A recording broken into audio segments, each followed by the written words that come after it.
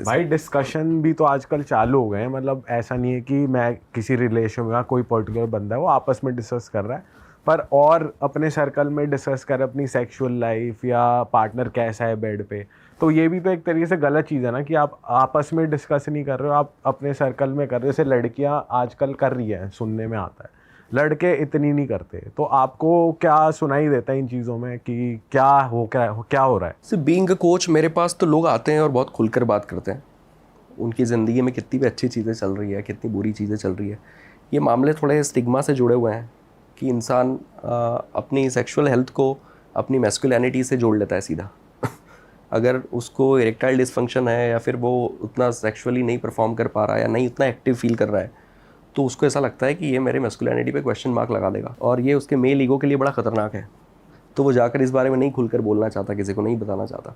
Although हमको तो आकर बताते ही हैं, पर मैं आपको बताऊं कि जैसा मैंने कहा कि सेक्स की बातें बहुत चल रही है, सेक्स उतना कहीं भी नहीं हो रहा है। हर किसी को ये लग रहा है कि लोग बहुत कर रहे हैं, हर किसी को ये लग रहा है, हर कोई कॉम्प्लेक्स में जी रहा है कि यार हमारी लाइफ में तो कुछ हो ही नहीं रहा, हमारी लाइफ तो बोरिंग चल रही है।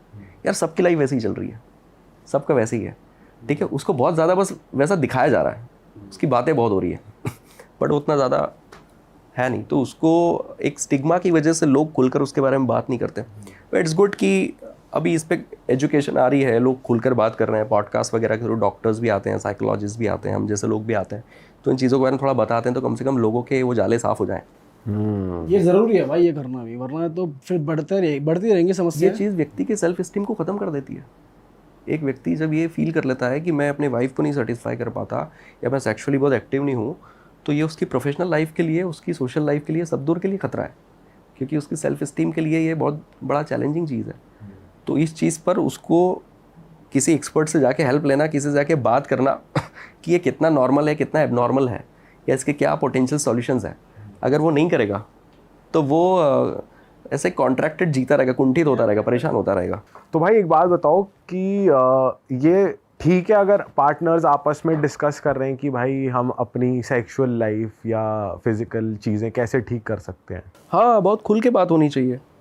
इनफैक्ट आपको अपनी सेक्सुअल, ये तो हम लोग बताते हैं कि इंटीमेसी एनहांस करनी है लोगों को, तो उनको अपनी सेक्सुअल डिज़ायर के बारे में बात करनी चाहिए, अपनी फैंटेसीज़ के बारे में बात करनी चाहिए, कुछ एरोटिक स्टफ लिखना चाहिए एक दूसरे के लिए। बट भाई अभी हम ऑफ कैमरा जब बात कर रहे थे तो ये भी था कि सेक्सटिंग, फिर मतलब वही बात आती है ना कि बात बहुत हो रही है और एक्चुअल परफॉर्मेंस से मैच नहीं हो रही, तो और डिसअपॉइंटमेंट। ये तो जैसा आपने बताया, ये तो रियलिस्टिक बात है ना कि वो क्या चाह रहा है या वो क्या एक्सपेक्ट कर रहा है, उसे क्या पसंद है, उसे क्या नहीं पसंद है, ये तो वो बातें हो गई।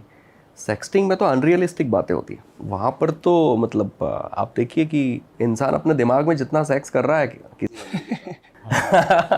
उसके मतलब 0.5 भी वो मीट नहीं कर पा रहा है उस चीज़ को। दिमाग में ज़्यादा कर रहा है, बेड पे कम कर रहा है। वही है ना, तो वो एक्सपेक्टेशन तो सेट कर देती है ना वो सब चीज़ें, इतनी ज़्यादा जब बातें होने लगती है तो प्रॉब्लम तो हो ही जानी है। तो ये तो है, तो ये चीज़ तो खुल के कम्युनिकेट होनी चाहिए और अपनी इनसिक्योरिटीज़ को भी कम्युनिकेट कर देना चाहिए। अगर आपको ये लगता है ना कि ये चीज़ की वजह से आपको ये डर है कि उसका आपका पार्टनर कहीं इस वजह से कोई कदम तो नहीं उठाएगा या कुछ करेगा नहीं, अगर आपको ये डर है, ये भी खुलकर बताना चाहिए कि यार मुझे कभी कभी ऐसा भी लगता है कि इस वजह से ऐसा तो नहीं है कि तेरा फोकस कहीं और चले जाए। हाँ। आपको अपनी इनसिक्योरिटीज़ भी डिस्कस करनी चाहिए, बिल्कुल।